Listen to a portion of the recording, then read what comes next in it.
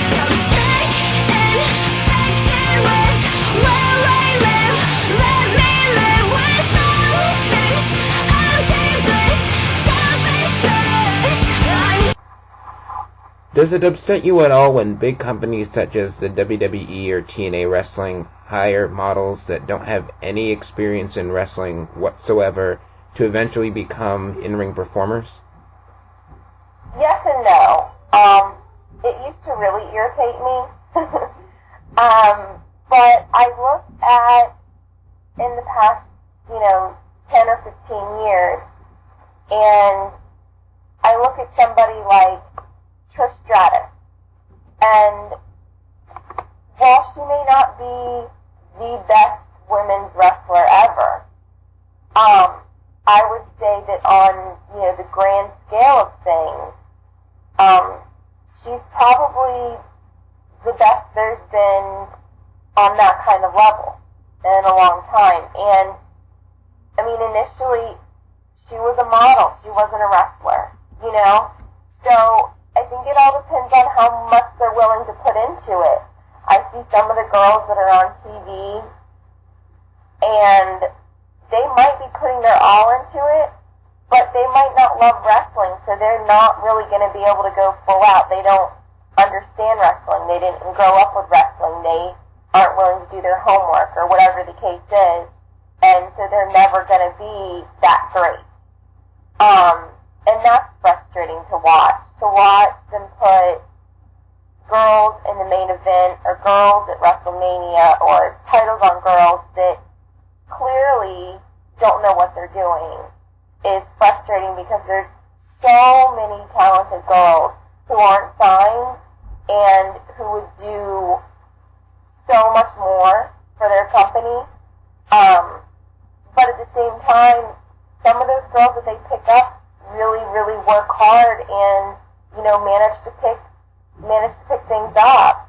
So, I can't say that I'm mad about it. I just think that, I was watching, and not to I ramble a lot, but I was watching all of WWE or WWF from 1998 recently, and it was during the Sable and Luna feud, and I just kept thinking, there's never, ever, ever going to be another woman like Luna. It's not going to be allowed, because, you can't, nobody's going to be able to dress like her. Nobody's going to be able to act like her. Not saying that someone could imitate her exactly, but nobody's going to be allowed to develop that kind of character, because everybody has to be a cookie-cutter version of what they want. And she was so great. She knew what to do. She knew how to get the crowd into it. She was so entertaining. And there's never going to be another girl like that because of what they're doing. And that's sad to me. Why do you think people still pursue a career in wrestling despite the fact that so few make it to a big company? I can't speak for everyone. I know for myself that once I got into the business, that wasn't really one of my ultimate goals. Simply because as a girl, you're pretty much, you have to do a lot of cosmetic enhancements and touch-ups and that sort of stuff, and I'm not necessarily against it, but I think that when you're, when you have 20-year-old girls in there, I don't think that, Botox and all that stuff is necessary. I don't have a problem with it, and I think that, a lot of the girls who do it, they look beautiful, but sometimes, you're young and you don't need that, and so it's just not something that I would want to have to sacrifice for myself. I'm not saying that it's a horrible thing or I would never do anything like that. I just think that the extent that they push the girls to do it is a little bit excessive at times.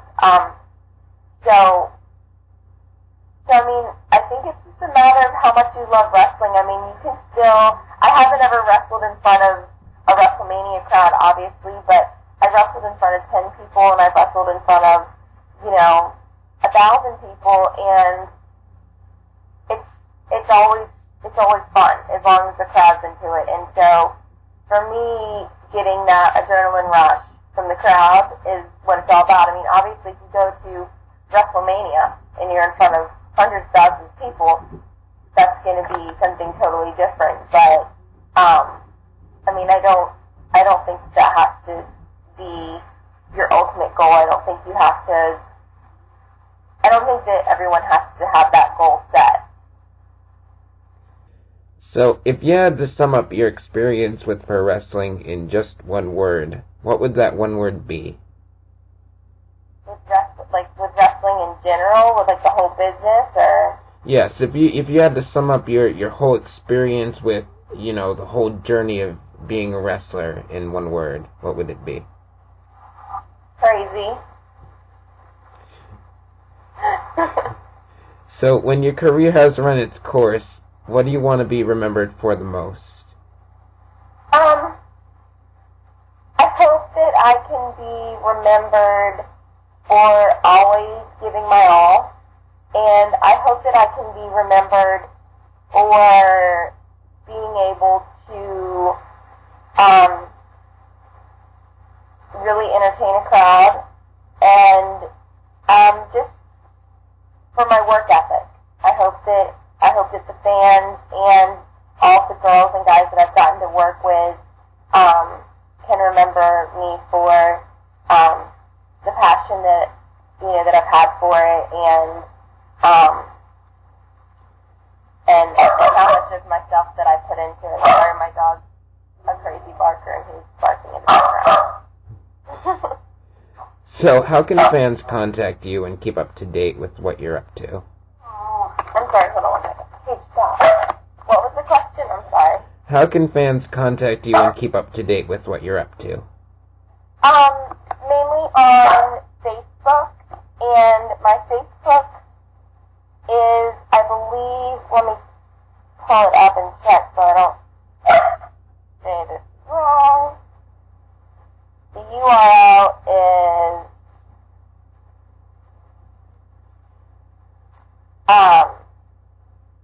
facebook.com/Kristin Flake. If you Google my name, it will pull up a couple of different profiles. There are a couple of fake profiles on Facebook, unfortunately.